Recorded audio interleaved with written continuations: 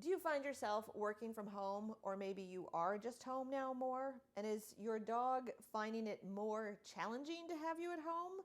Like if you're on the phone or taking a Zoom call, does your dog bark and carry on or bug you for attention? That's what we're going to be addressing today in this 10-minute tip. Stay tuned.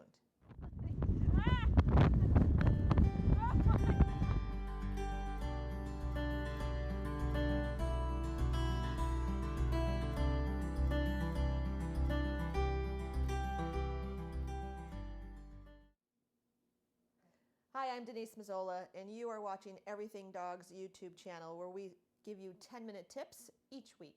And this week, we're going to talk about how you work from home with a dog. Now, a lot of you may already work from home. We've worked from home for years, so nothing has changed in our lives that much.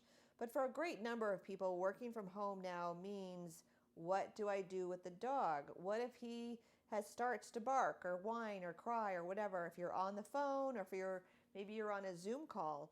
Now, Gio here is very used to, one, being in his crate. He's already fallen asleep. He's only been in there a few minutes, right? That's just a great aspect of having a dog that is well crate trained. But if your dog, is not used to this, even if he likes the crate and you start talking to imaginary people on your computer, you may end up with a dog that's doing a lot of barking. Okay, so if you are taking Zoom calls, if you are on the phone now from home and your office is now in your home, your dog might have to adjust to this presentation of talking to your computer. I know when my Zoom thing opens up, I say, hey, everybody, how are you? And as you can tell, Gio does not bark or carry on about that. He's very used to that. But a lot of times our pet dogs, when you say hello or you start talking, they immediately start looking for where's the person that's just come into the house. So a couple of quick tips on how to address that. One, practice. Just sit here with your dog doing whatever they're doing and start talking to your computer, just as if you were on a Zoom call, so they can start to habituate to that. You could practice 5 or 10 minutes before your call is actually going to happen. Just start talking so that they're used to hearing you do that. That's one thing. Another thing to do is, if your dog is quiet in the crate, then you can still use your crate while you're conducting your business in your home office. If your dog is not quiet in the crate, then might have to play with, where do you put the crate? The crate may not sit right next to your desk. That may not be a good option for some of you. Or the crate could be in a basement or a different bedroom with the door closed. Be creative, any number of things that might work for you. Now, the other options for keeping your dogs busy while you are working from home are going to be some brain toys. So let me grab some of those. So let's talk about, how can you entertain your dog so that they can be happy and quiet and you can get work done, and or you can also be on the phone or on a Zoom call. So one way is through a marrow bone. So this is what we call a naked marrow bone. The dog has already chewed all the marrow out of it. So if your dog has had marrow bones in the past and they don't cause any problems, then by all means they could certainly have a fresh raw marrow bone taken from the freezer, okay? If your dog has any resource guarding issues, then any of these high value food items should be given in their crate, okay? So this is what we call a naked marrow bone. Once the dog chews it up and gets all the stuff out, then you can restuff this so that your dog can be busy with that, okay? Get under there. So I also have a large dog bed under my desk, and this is where Gio spends a great deal of his time. If he gets too hot, just the way my desk is set up, there's also space under this desk, which is on the floor. So he often moves back and forth between the cool spot and the bed. But setting up a place for your dog to be, particularly if they like to be with you, and if you can have them with you in your home office, then give them a designated place to be so that they're not where you don't want them to be, right? So some of the other just items to chew on. This is a Benny bone. Gio doesn't usually pay any attention because I'm holding on to it now. He wants it. So that can be something that they can also chew under your desk.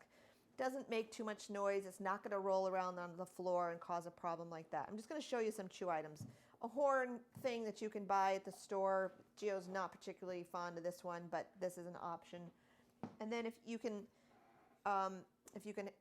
You can buy antlers. This is a rather large one, but you can also get these cut into smaller pieces. And this could be a special thing that they get when you need peace and quiet, when you need the dog to be busy, when you need to be on the phone or on a Zoom call. Then you can pull out one of these bad boys from your secret stash so that it keeps it super special, right? The toy that is always available loses its interest pretty quickly. So the dog chews on it. When they're all done and they walk away, you can pick it up, you can hide it again until the next time that you need it. Then one little example of a brain toy is this ball that has a hole in it. You can put kibble in here and put it on the floor and it'll spill out and the dog can keep busy doing that. This might be the kind of toy that you want to give the dog in another room or another part of the house so they're not banging around the office where you're trying to work and conduct business. So give that some thought. Any sort of brain toy, how much noise is it going to make while my dog is solving that puzzle, okay? Now, the other thing about working from home is if you are going to be going back to your office at some point, then you need to think about your dog's routine. If you had an established routine because you worked out of the house previously, try to keep some aspects of that routine the same. And the example I'm going to give you is I used to get up, when the gym was open, I would get between 5:15 and 5:30. I would get in my gym clothes. I would tend to the wood stove. Then I would start the car because it was wintertime, and then we would leave. So the dogs were fed somewhere between maybe 8 and 8:30 after the gym. By the time, the gym class was 6 to 7, we might go out for a cup of coffee, talk about our day and our week, and then we would be home between 8 and 8:30 and the dogs would get fed then. So what I do now is I don't have to get up at 5:30 because there's no gym class to go to. So I've maintained as much of that routine as possible, not only for my sake, but for the dog's sake as well. I get up about 7, I put on my gym clothes, I tend to the wood stove, and then I go upstairs to my upstairs gym and I work out or I do yoga, whatever I'm doing.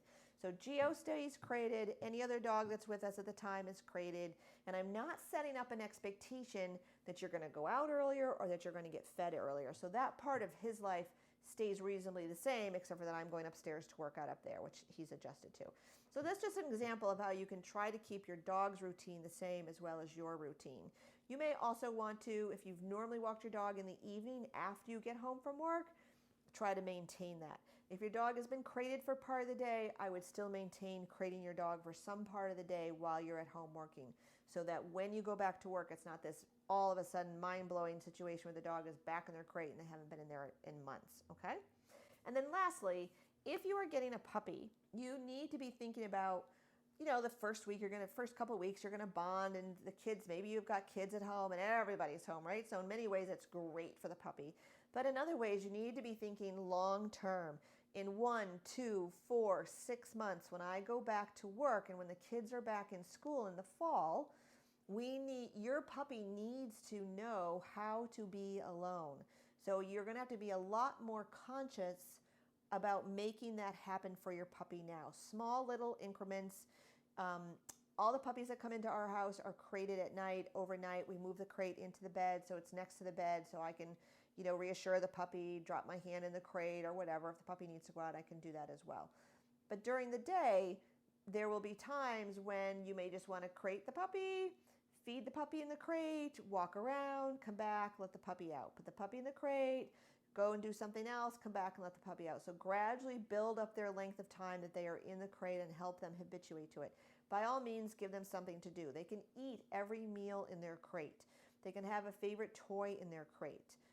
They can either be with you if they're quiet, or you can crate them in another room, whichever is going to work for you. But you're going to need to start to think about that a little bit more consciously, as well as how are you going to get your puppy socialized. There are some benefits to that in social distancing. I'm not going to get into that here, but the quick tips are, if you're a skier, put on your helmet, put on your goggles, clunk around in your boots. If you have got Halloween costumes, not the full mask, but start to have your puppy see you in these different outfits, sunglasses, caps, baseball caps, winter caps, all sorts of different things so that they can go, oh, wow, that's interesting, right, in the safety of their home. And when they're walking and they're not getting to interact with every person and every dog, I think that that's a beautiful thing. There's too much risk of interacting that some puppies are afraid of people they don't know, even as puppies. And if every person that you're walking by is asking to pet your puppy, you can end up with a problem later on. So social distancing is going to keep your puppy safe from being too overwhelmed by people they don't know. And it's not necessary for your puppy to see, to touch and smell and interact with every dog that they meet in order to be socialized. They just need to see other dogs. And so social distancing is going to be great for that, so that your puppy can just see them as you walk by. They can, bark or whatever, but they don't have to have all that physical contact, because puppies are very impressionable. And if you have one, maybe two bad situations where your puppy is treated unfairly by an adult dog, I don't want to use the word attack, that seems kind of extreme, but that has happened as well. Oh man, you can have a problem for the rest of your life. So this social distancing gives you just that excuse to say, no thanks, gotta, 6 feet, and just keep going. Okay, guys, so just a quick recap. Keep your routine as much as you can for your own sanity, but as well as your dog's sanity. Keep some parts of that routine intact. So when you go back to work, your dog is all set with their normal routine. If your dog is normally crated when you go to work, be sure that you are using the crate during parts of your day as well, so that when you do go back to work, again, it's just a natural flow for them. If you have a puppy, you're going to need to be very conscious about teaching them how to be home alone, okay? So that when you go back to work and the kids go back to school, it's not a shock to their system that all of a sudden they are all alone at home. And lastly, think about chew items or brain toys to also keep your dogs busy while you're on Zoom calls or the telephone doing work, so that they can be stimulated and having a great time, but not all up in your hair. All right, you guys, I'll see you next week in our next 10-minute tip. Teach them to be alone so that when you and the kids...